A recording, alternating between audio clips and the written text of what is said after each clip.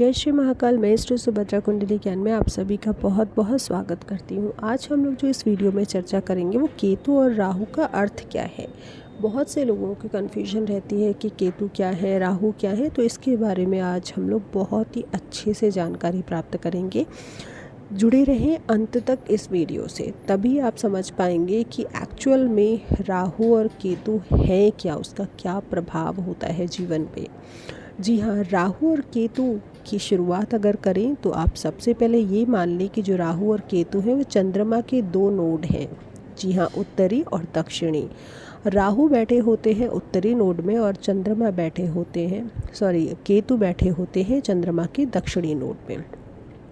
राहु जो होते हैं हमारी सतही लालसाओं को, इच्छाओं का प्रतिनिधित्व करने वाले होते हैं, जबकि केतु हमारे उच्च ज्ञान, हमारी मुक्ति की इच्छा, मोक्ष की तरफ ले जाते हैं।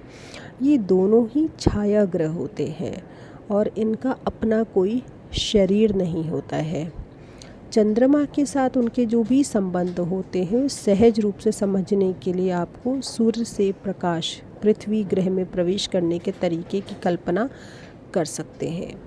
जब भी पृथ्वी के वायुमंडल में प्रवेश करने से पहले सूर्य का प्रकाश चंद्रमा द्वारा विक्षेपित हो जाता है। जी हाँ, बहुत ही आसान और सहजे सुलझे तरीके से बता रही हूँ कि मान लीजिए कि पृथ्वी के वायुमंडल में प्रवेश जब आपको करना है तो उसके करने से पहले सूर्य का जो प्रकाश है, जिस पर चंद्रमा का जो प्रभाव है, उसके द्वारा जो विक्षेपित हो जाता है, तो चंद्रमा द्वारा पृथ्वी पर डाली जाने वाली जो छाया होती है, यानी कि जो हम लोगों के ऊपर पड़ती है, क्योंकि हमारा लग्न हमें एक मूर्त जीवन के रूप में दर्शाता है। लग्न पृथ्वी का प्रतीक है। हमारा शरीर मुख्य रूप से हमारे द्वारा खाए जाने वाले भोजन के माध्यम से ही पृथ्वी तत्वों से बना हुआ होता है। और राहु और केतु दो अक्ष के रूप में कार्य करते हैं। चलिए, बहुत ज़्यादा तो आप लोग इस चीज़ों में नहीं उलझाऊंगी मैं आपको। सिर्फ सुलझने उलझने से संबंधित मैं आपको इससे हट के आगे ले चलती हूँ कि जो हम लोग की वैदिक ज्योतिषी में इसके महत्व को समझाने के लिए हमें राहु और केतु की मूल प्रकृति को समझना होगा। पहले वो इस संदर्भ में आपको ये देखना होगा कि जैसे ही मैं अगर राहु और केतु से संबंधित बात करूँ तो आप ये मान लीजिए कि जो राहु है छल है, केतु भी छल है, लेकिन केतु मोक्ष के लिए है, राहु आपको भ्रम के लिए है। ठीक है, इसी दौरान जब मैं बात करूं, जो राहु है सिर, आंखें, मुंह, नाक, कान, बुद्धि है, लेकिन जो कुछ देखता है, खाता है, सुनता है, सूंघता है या सोचता है, वह उसे एक अनुभवक के रूप में पचाने या आत्मसात करने के लिए पेट या शरीर उसको नहीं है। दूसरे शब्दों में अगर मैं बात करूं तो राहु जो है वो विवेक की शक्ति का अभाव है, जो किसी के अनुभवों से सीखने के लिए बहुत ज़रूरी है। हम अगर राहु के प्रभाव में होते हैं तो हम माया के इतने नशे में लिप्त हो जाते हैं कि हम चीज़ों का अनुभव ही नहीं कर पाते हैं। हम उसके आंतरिक महत्व को नहीं समझ पाते हैं। हम देखते हैं, लेकिन कभी कभार जो चीज़ दिखती है उसे हम देखना ही नहीं चाहते हैं। उसकी सतही सुखों का आनंद लेते हैं, लेकिन कभी भी अंत के बारे में नहीं समझ पाते हैं या हम देखना ही नहीं चाहते। क्यों? क्योंकि राहु हमें भ्रम में रखता है। हम अपने बचकाने खिलौने मनोरंजन से चिपके रहते हैं। मानसिक भावनात्मक जो अध्यात्म रूप से विकसित होने से इनकार करते हैं, ये राहु है। ऐसा करने के लिए राहु को केतु यानी कि रूपक रूप से शरीर और पेट की आवश्यकता होती है।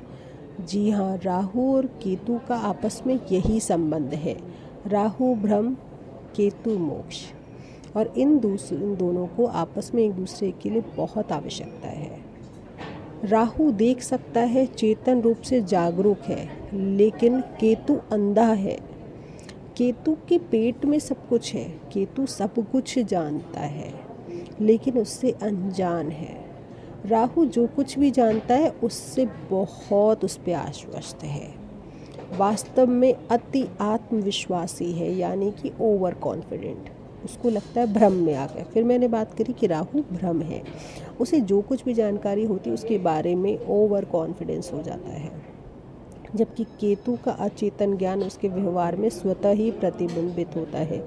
केतु जानता है सब कुछ, लेकिन वो भटका हुआ है। उसे खुद के बारे में अपनी ज्ञान तभी कहा जाता है, जो केतु जिनका होता है ना, वो ज्ञान की तलाश में रहते हैं और हमेशा ज्ञान की तलाश में रह के वो कभी एक बार अंततः उसे अवचेतन मस्तिष्क पाते हैं, समझते हैं, तब उन्हें पूर्ण ज्ञान हो पाता है कि मैं यूं ही व्यर्थ में भटक रहा था।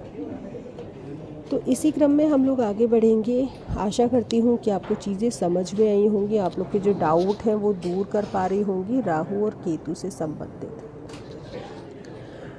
एक उदाहरण के तौर पे मैं और समझा सकती हूँ कि जैसे हम जब कार चलाना सीखने की कोशिश कर रहे होते हैं, बहुत ही साधारण सा एग्जाम्पल है। जब हम कार चलाने की सीखने की कोशिश करते हैं तो शुरू में हमें एकाग्रता यानी कंसंट्रेशन के साथ ध्यान केंद्रित करने की आवश्यकता होती है।